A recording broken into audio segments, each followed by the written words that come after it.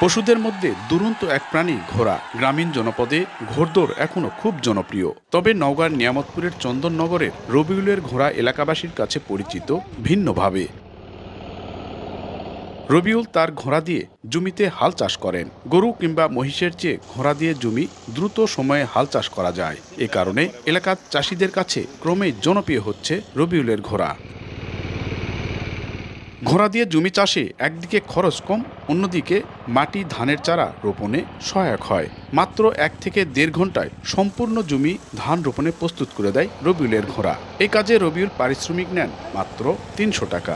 গরু কিংবা মহিষ দিয়ে চাষাবাদ খরচ হতো 500 টাকা। কম খরচে বাড়তি সুবিধার কারণে কৃষকদের কাছে রবিউলের ঘোড়ার চাহিদা বেশ বেড়েছে।